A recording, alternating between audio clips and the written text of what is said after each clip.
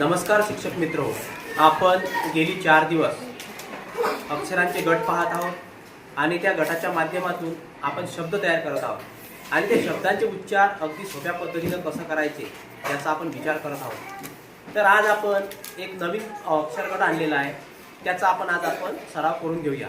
या ठिकाणी बघा, जी चा ग, ओ चा अ, एल चा ल, य चा फ, बी चा ब, यू चा अ असे उच्चार आपल्याला आज मुलांना शिकवायचे आहेत। या आधी आपण सी के चा क, ई चा ए, एच चा ह, आर चा र, एम चा म, डी चा ड, एस चा स, ए चा ऍ, टी चा ट, आय चा ई, पी चा प, एन चा न जवळपास 12 अक्षर आपण याआधी घेतलेले आहेत आणि आता आपण आज पुन्हा 6 अक्षर घेणार आहोत आणि यांच्या माध्यमातून अक्षरांचे उच्चार कसे करायचे हे आपण या ठिकाणी विद्यार्थ्यांना सांगणार आहोत।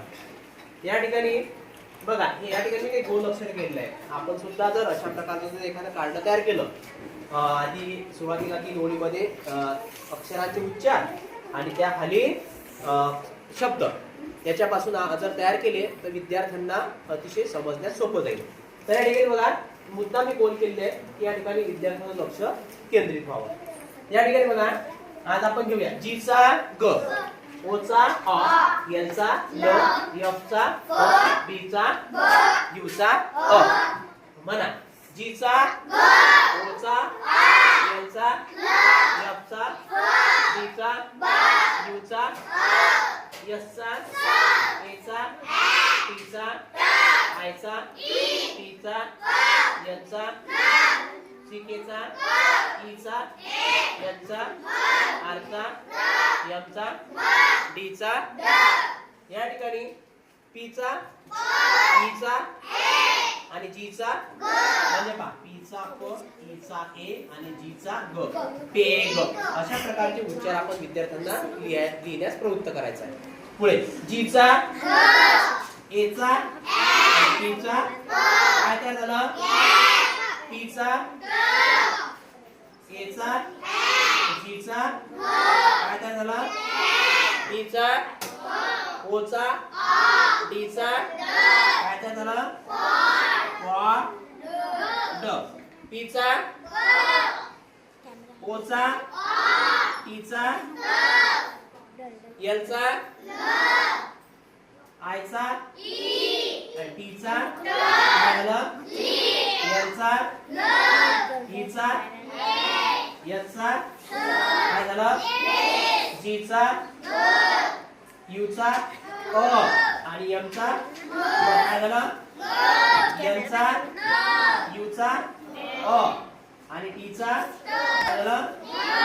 एफ चा, ई चा, एन चा काय झालं? आर चा, ओ चा, बी चा काय झालं? एच चा, ओ चा, टी चा काय झालं? एच चा, ई चा, एन चा काय झालं? एच चा, ह, आय चा, टी चा काय झालं? डी चा, ओ चा, जी चा काय झालं? तर अशा प्रकारे वर दिलेले आपण अक्षर गट आणि त्याच्या खाली शब्द, आज आपण एवढे शब्द घेणार आहोत आणि या पुढील दिवसामध्ये भरपूर शब्दांचा सराव या 3 अक्षर गटाच्या माध्यमावर आपण घेणार आहोत। त्यामुळे विद्यार्थ्यांना वाचन करणे सुलभ जाईल। तर आजच्या दिवशी आपण इथंच थांबूया। या ठिकाणी हे कार्ड तयार केलेलं आहे आणि अशाच प्रकारचे कार्ड तयार करून जर आपण विद्यार्थ्यांना दिले तर त्यांना घरी सरावासाठी सुद्धा याची मदत होईल आणि आपण जे काही वर्गामध्ये शिकवलं त्याचं दृढीकरण सुद्धा या कार्डाच्या माध्यमातून विद्यार्थी करू शकतील। त्यामुळे आपणास शक्य असेल त्या कार्डावर किंवा जसं शक्य असेल त्या प्रमाणात जर आपण कार्ड तयार केले तर याचा निश्चितच विद्यार्थ्यांना फायदा होईल।